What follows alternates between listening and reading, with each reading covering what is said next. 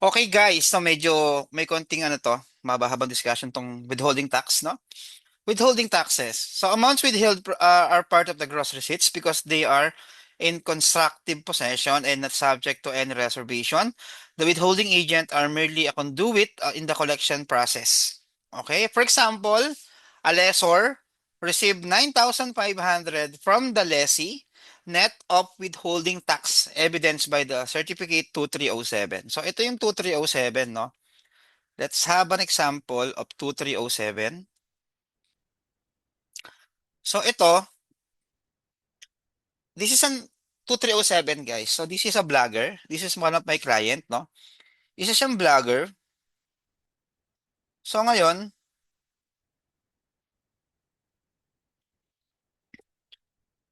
ano ba yung withholding? So yung withholding na mention ko sa inyo last time,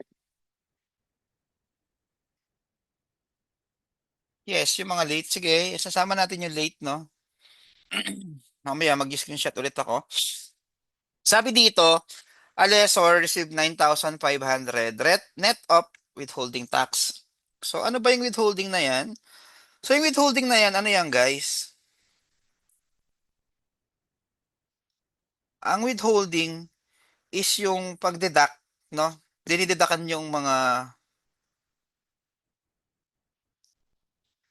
nagdideduct tayo ng certain percentage. So, marami kasi yung withholding tax rate, no? Pakita ko sa inyo yung mga withholding tax rate, no?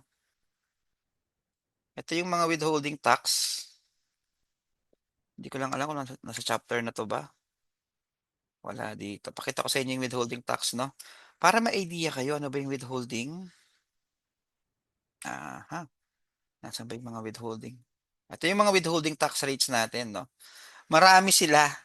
Ayan, no?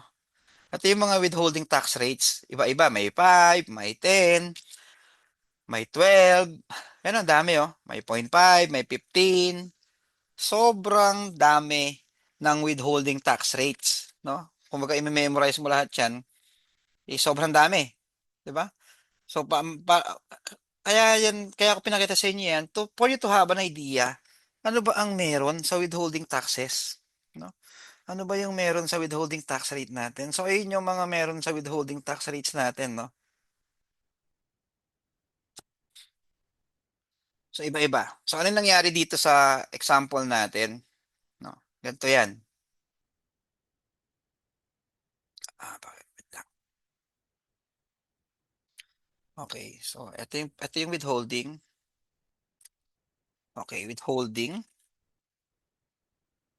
Okay.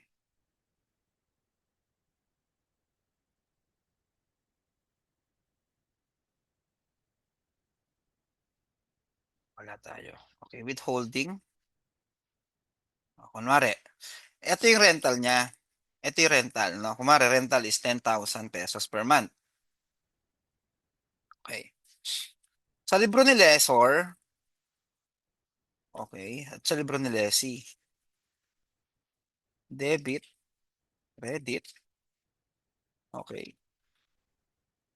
So, syempre, supposed to be si Lesor, makaka-receive yan ng 10,000 na cash. Cash, rent income. Okay. So, ngayon, that's 10,000. 10,000. Ito yung no withholding pa, ha? Wala pa tong withholding. Para lang ma-idea kayo paano ba nag-work yung withholding. Okay. And then, sa lessor naman, rent expense, lessee, rent expense, and then cash. Cash. Okay, it's 10,000. Ganyan ang entry. Pag walang withholding. Okay. So ngayon, yung rent kasi dito, ayan. Rent. Ayan. Okay, gross rental, sabi dito, 5%. So ibig sabihin, yung nag-uupa is required siya na magdeduct okay, ng rental na 5%. Okay, 5%. So, paano mangyayari ngayon? Sino ba yung may income dito? Ang may income si lessor. Okay. So, si lessor ang may income. Para lang ano nyo, bakit ganon? So, ang gagawin ni Leslie, magdideduct siya ng 10%. So, rental, 10,000. Okay. Magdideduct siya ng 5%. So, that's 500. So, ang mangyayari dito, imbis na ibigay ni Leslie yung buong cash kay lessor, so ang mangyayari, babawasan natin to ng 500. And then, ito naman, ibabayad niya to kay, okay, lagyan natin ng entry muna, no? Okay.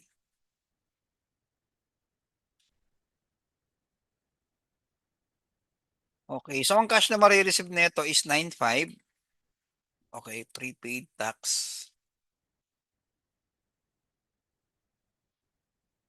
Okay, para mabuo. So anong nangyari ngayon? Since yung mga nagpaparenta, yung mga nagrerenta kasi required silang magdeduct ng certain amount, no? Required silang magdeduct ng certain amount. Okay? So ngayon, babawasan ni lessor ng lessee ng 5% yung i-remit niya kay lessor. Okay? Babawasan ni lessee, okay, yung i-remit niya kay lessor. Okay. So ngayon,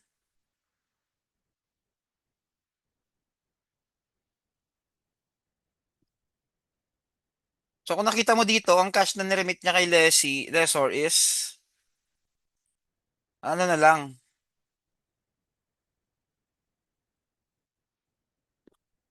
9,500. Kaya ang record ni lessor dito is 9,500. Okay? So ngayon, what will happen now is,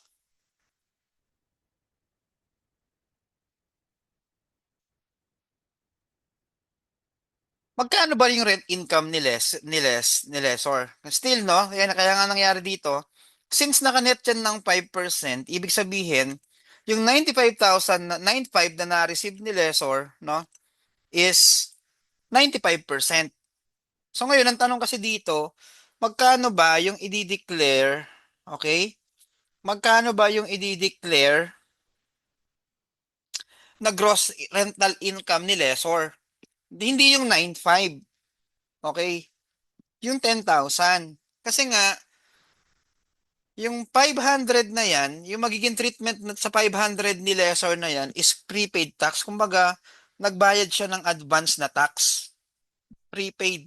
Nagbayad siya ng advance na tax kay BIR. Kumbaga, kaya nga nakalagay dyan is prepaid tax. Pero, for the computation of business tax, it's still 10,000 pesos. No? It's still 10,000 pesos.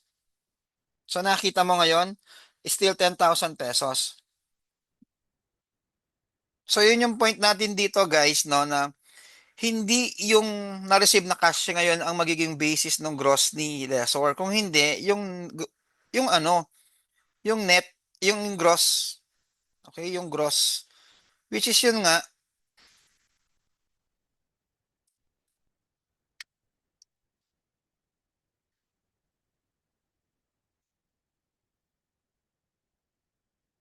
So, yung gross natin dito, yun yung masasubject sa business tax, no? Yun pa rin yung rent income niya.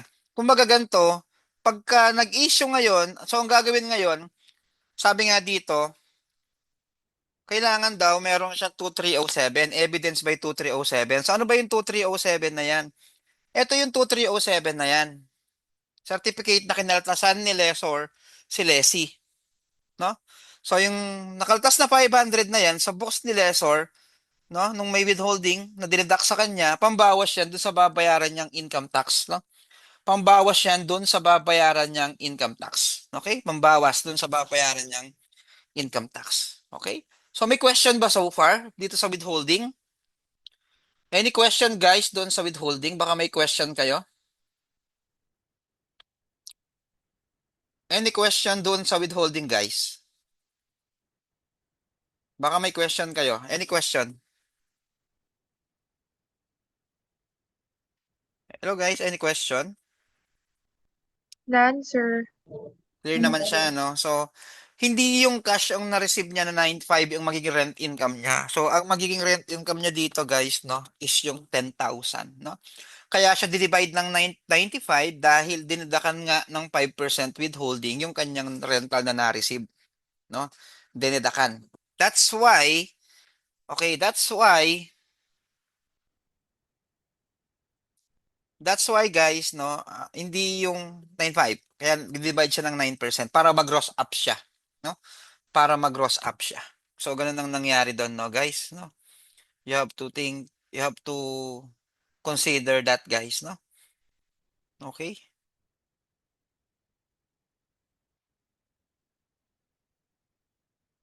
So, next tayo.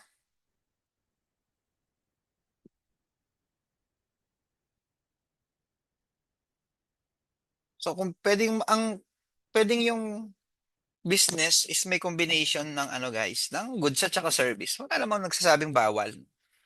Wala namang nagsasabing bawal, no? So, madi-discussion later on, no?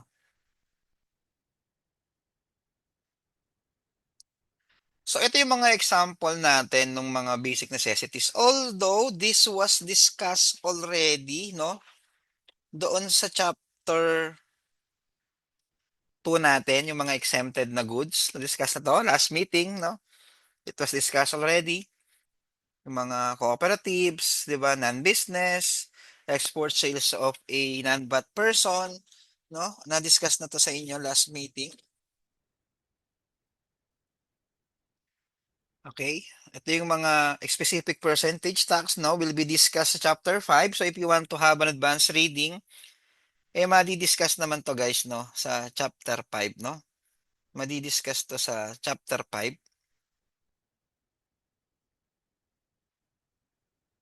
Okay?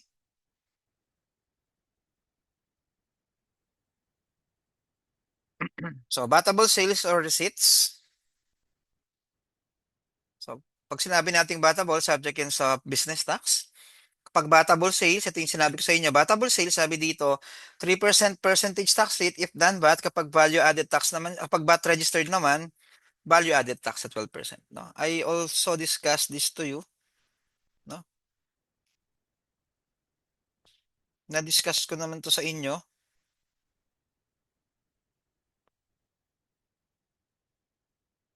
Okay. And then, types of percentage, specific and general rate. No? Madi-discuss natin to as we go on. No? So sa percentage tax sa mga non-VAT, meron tayong dalawang tax rate doon na group, specific or general rate na 3%. No? Chapter 5 tayo dyan. And then mandatory, sino ba yung mga required na mag-registered as a VAT taxpayer? Ito nga yung sinabi ko sa inyo. Na-mention ko naman na sa inyo to, kahit pa ulit-ulit, no? Yung sales mo for the last 12 months, lumagpas ng 3 million. No? Yung mga sales nyo na lumagpas ng 3 million. Okay. And then, that there are reasonable grounds to believe that the sales, so dito, kapag yung expected natin na yung sales mo is lalagpas ng 3M, so, syempre, depende yun sa nature ng business mo. If anticipated talaga na lalagpas, magbabat ka talaga. Okay? Magbabat ka talaga. If they are really anticipating na lalagpas ka ng 3M. Okay? Ano ba yung threshold natin? So, meron tayong dalawang threshold. Okay? So, meron tayong dalawang threshold. General threshold natin is 3 million. So, general, ibig sabihin pangkalahatan. Okay. So, meron tayo dito tinatawag na special threshold, 10 million. So, special threshold siya dahil ito ay para lang sa mga radio, franchise grantees yung radio television. No? 10 million. Na-mention naman din sa inyo to. So, yun. Radio television. So, ayun yung, kaya tinawag siyang special threshold, no? Dahil nga special yung rate, guys, no? Dahil nga special yung rate. Okay? A person who is below the VAT threshold, sabi dito, so at his option, nag-registered siya as a VAT taxpayer. Once made, the option shall be irrevocable for the next 3 years. For the franchise television grantees, the option shall be perpetually irrevocable. So, ganito yan. Kapag hindi ka naman talaga lalagpas ng 3M, nagpapalit ka. Okay, hindi ka lalagpas ng 3M. Nagpapalit ka from non-VAT to VAT. For the next 3 years, hindi ka pwede magpapalit from VAT to non-VAT. Hindi ka pwede bumalik. No? Pero kapag expected nila na lalagpas ka ng 3M at hindi ka naman lumagpas ng 3M, ibang usapan na yon. Pwede ka magpapalit from non-bat to bat. Hindi mo na kailangan hintayin yung 3 years. No?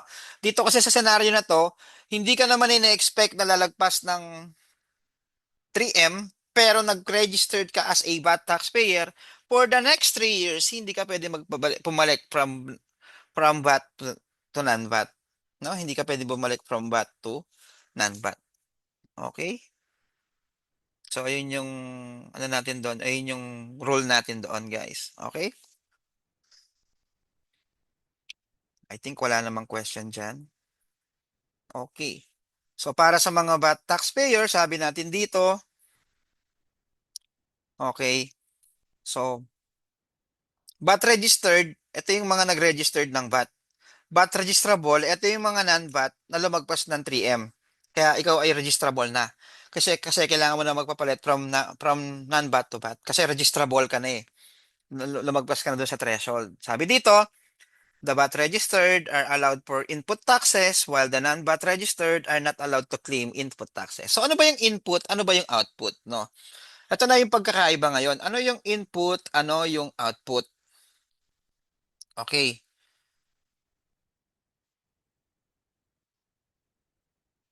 So ito yung output. Yung output, ito yung VAT doon sa sales mo.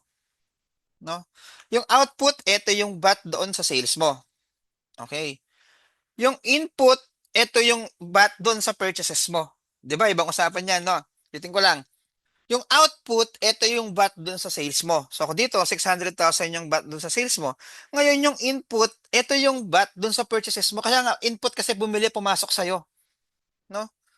Pumasok sa'yo eh. Okay? So, ayun yon. Ayun yung pagkakaiba ng dalawang yun, guys. Okay. So, ngayon, kapag ikaw ay VAT registered, yes, you can deduct yung input mo.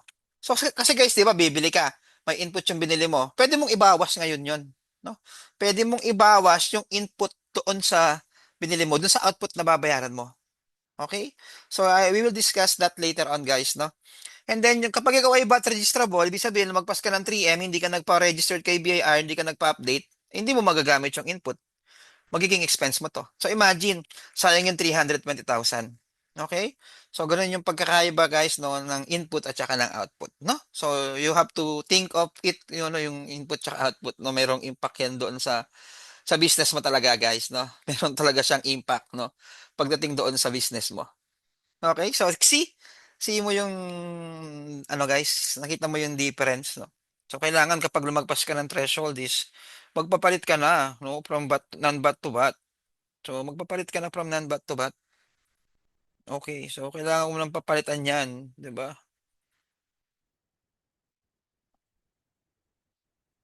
From bat to non-bat. Okay?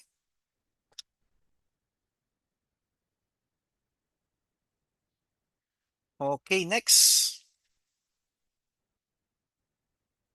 So, ito yung parang pinaka-summary natin, guys, no? Ito yung pinaka-summary natin. Kapag VAT registered ka, syempre kapag nagbenta ka ng exempt, walang business tax yan. So, ibig sabihin yung item na binebenta mo is exempted, walang business tax yan. Okay?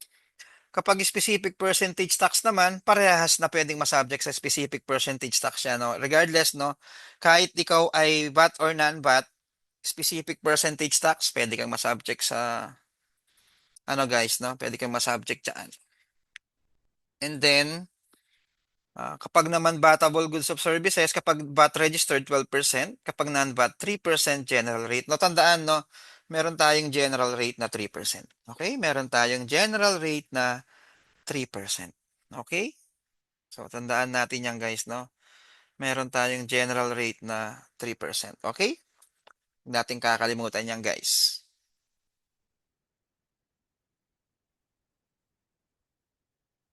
May question ba guys? Baka may question kayo so far.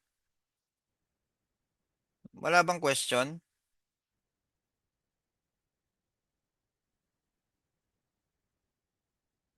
Baka may question kayo guys. Wala bang question? Question? Walang question? Okay. So yung pagpa-file natin ng taxes is quarterly. So ibig sabihin, ito no, pag nagpa-file tayo ng taxes, 925. Ito yung client ko no. Ay, mali yung tin. Okay. So quarterly yung period natin, na quarterly. So meron ilang bang quarter meron sa isang taon? So meron tayong apat na quarters, no? So quarterly, quarterly. So 'di ba? Meron tayong apat na quarter, first quarter, second quarter, third quarter, fourth quarter.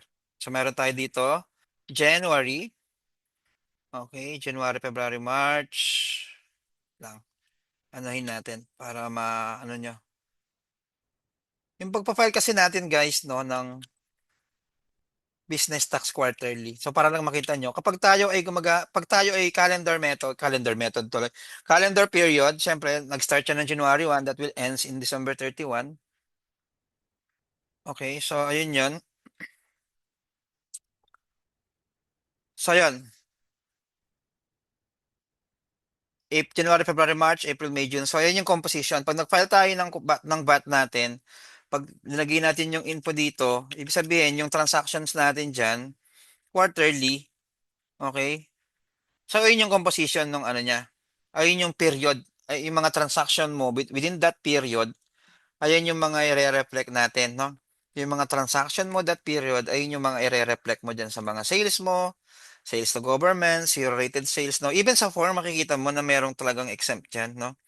Even sa forms, makikita mo talaga kung ano yung mga zero-rated dyan, guys, no? Okay? So, even dyan, makikita mo, guys, no? Ano yung mga zero-rated sales. Okay? Meron ba kayong question so far? Baka may question kayo? Wala? Okay. And then, yun nga, yung form na gagamitin, pag sinabi nating form, no, 2550M, 2550Q, so magkakaiba sila sa form doon sa number, ito, 2550M, 2551Q. Okay, 255M, 2550Q, 2550M. So makikita mo naman dito guys, no, ayan no, 2550Q, quarterly value added tax return. So ayan yan, quarterly value added tax return. Para sa VAT yan. Ayan no, VAT na nga, nakalagay na nga VAT eh. Okay? And then, next naman is yung 2551Q. Para lang makita nyo guys na hindi pwedeng puro sinasabi lang, no? So yung form, pag sinabi natin yung form, ito yung pipilafan mo, di ba? Para magbayad ka, ipiprint mo to, pipilapan mo to, para malaman mo kung magkano yung babayaran. Ayan, no? Quarterly percentage tax return, nakalagay dyan yung sales mo. So, yung due mo, total payable due, nakalagay dyan. No? Ito yung mga tax rates natin. For example, 3% general rate, meron kang sales na 100,000. Yan, no? Automatic, mako-compute yung 3,000 dyan kasi nga 3% of 100,000. So, automatic yan. Print mo to, tatlong copies, ibigay mo kay BIR. Okay? Ayun yung mga forms ha, pag sinabi nating forms. So deadline, so yung deadline natin, kasi ganito no, although yung VAT kasi, di ba sabi natin quarterly, okay? Yung VAT kasi pwede rin tayo magbayad monthly. Although ang pinaka-required talaga is quarterly. Okay? So, kumare, sabi dito, yung monthly daw, okay, quarterly, no? Ngayon, dito sa deadline natin, kailan ba yung deadline? Kumare, i-declare mo is yung monthly ng VAT, no? First month of the quarter, second month of the quarter, third month of the quarter. So, first quarter tayo, January, February, March. So, ang forms na gagamitin natin for January, February, March, okay, ito, 2550M, 2550M, 2550Q. So, ibig sabihin ng M monthly, yung Q quarterly. So, deadline, kailan ba ang deadline natin? Within 20 days. So, magbilang ka ng, ano ba yung last day ng January? So, January 31. So, magbilang ka ng 20 days after ng January 31. No? Magbilang ka ng 30 days after ng January 31. So, February 20. So, yun ang deadline natin. February 20. Okay, so tingnan natin yung pangalawa. Second month of the quarter. Ano ba yung second month of the quarter? Itong February. So, magbilang ka ng 20 days after February. So, March 20.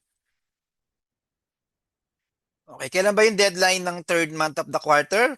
25 days after the quarter. So, magbilang ka ng 25 days after ng March. So, ano ba yung 25 days class after ng March? Ano ba yung 25 days after ng March? April 25. Okay, April 25. So, kailangan mo mabayaran yung tax mo, ma-file, mabayaran before update. Okay? So, ayan yung deadline natin. Okay? So, yan.